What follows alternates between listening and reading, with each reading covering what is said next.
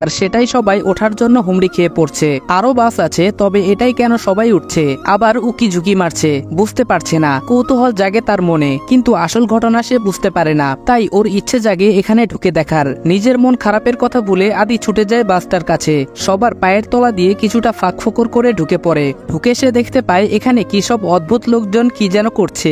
আসলে বাসটা ছিল সার্কাসের লোকেদের, আর বাসটা এখানে থামায় লোকজন মজা দেখার জন্য ভিড় করেছে।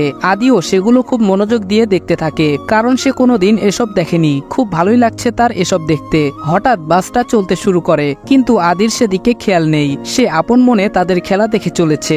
বাসের লোকগুলো নিজেদের কাজ নিয়ে ব্যস্ত থাকায় তারাও আদিকে খেয়াল করছে না।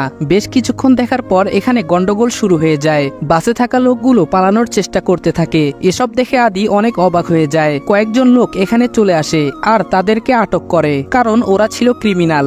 সার্কাসের আড়ালে খারাপ কাজ করে বেড়ায়। সবাইকে ধরে নিয়ে যাওয়া হয়, কিন্তু বাসের মধ্যে একটা ছোট ছেলেকে দেখে একজন অফিসার থমকে যায়। সে এগিয়ে আসে বাচ্চার দিকে। বেশ কিছুক্ষণ আর চোখে তাকিয়ে দেখতে থাকে। ছেলেটাকে দেখে মনে হয় সে কোনো বড়লোক বাবার সন্তান, কিন্তু এখানে কি করছে বুঝতে পারছে না। তাই অফিসার বাকি সবাইকে বাইরে বের করে দিয়ে নিজে আদিবের কাছে গিয়ে দাঁড়ায়। আদি উনাকে দেখে হা করে তাকিয়ে আছে, কারণ লোকটা দেখতে বেশ লম্বা আর খুব সুন্দর। আদির মনে হয় টিভিতে দেখা কোনো কার্টুনের হিরোর মতো। আদি হা করে তাকিয়ে আছে। বাচ্চাটাকে এভাবে তাকিয়ে থাকতে দেখে অফিসার নিজেও অবাক হন। তিনি আরো একটু কাছে গিয়ে ওর দুটি হাত ধরে নিচে বসে পড়েন। অফিসার বলল, নাম কি তোমার? আদিব বলল, আমার নাম আদিব। অফিসার বলল, বাহ, খুব সুন্দর নাম।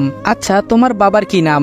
বাবার কথা বলায় আদির মুখটা মলিন হয়ে যায়। অফিসার আদিকে আরো অনেক কিছু বলে, কিন্তু সে তার জবাব দেয় না। অফিসার বলে, আচ্ছা, তোমার বাড়ি কোথায় এটা তো বলো। কার সাথে এখানে এসেছো? আদি বলে, আমার বাড়ি নেই। অফিসার বলে, মানে? এইরকম সুন্দর আর পরিপাটি ছোট্ট একটা ছেলের মুখে এমন কথা শুনে চমকে যান বাদল সাহেব। আদি বলে, আমার বাড়ি নেই। বাদল বলে, তুমি এখানে এলে কি করে? আদি বলে, হাঁটতে হাঁটতে। বাদল বলে, আচ্ছা, তা তো বুঝলাম, কোথা থেকে এসেছো বলো। আদি আর বলে না। ওকে চুপ থাকতে দেখে কিছুটা অস্বস্তির নিঃশ্বাস ফেলে চুপ করে থাকেন। স্যার, ফিরবেন না? পেছন থেকে কারো কণ্ঠ শুনে বাদল পেছনে ফিরে তাকায়। বাদল বলল, হ্যাঁ। সে বলল, আচ্ছা স্যার, এই বাচ্চাটা কে? বাদল বলল, জানি না। তারপর বাদল ঘটনা খুলে বলে সাথে থাকা লোকটাকে। সে বলে, তাহলে স্যার ওকে কি করবেন এখন? বাদল বলল, চিন্তার বিষয়, এখানে একা তো ফেলে চলে যাওয়া ঠিক হবে না। আচ্ছা, আমি দেখছি, দাঁড়াও। বলে বাদল আবার আদির কাছে গিয়ে হাঁটু গেড়ে বসে। বাদল বলল, আচ্ছা আদিব, তুমি এখন কোথায় যাবে বলো তো? আদি বলল, কোথাও না, এখানেই থাকবো। বাদল ওর জবাব শুনে চমকে গিয়ে সহকর্মীর দিকে তাকায়। সে বলে, স্যার, ও মনে হয় বাসা থেকে রাগ করে বেরিয়ে গেছে। বাদল বলল, কি বলছো কি? এইটুকু বাচ্চা ছেলে রাগ করে বাসা থেকে বেরিয়ে এলো?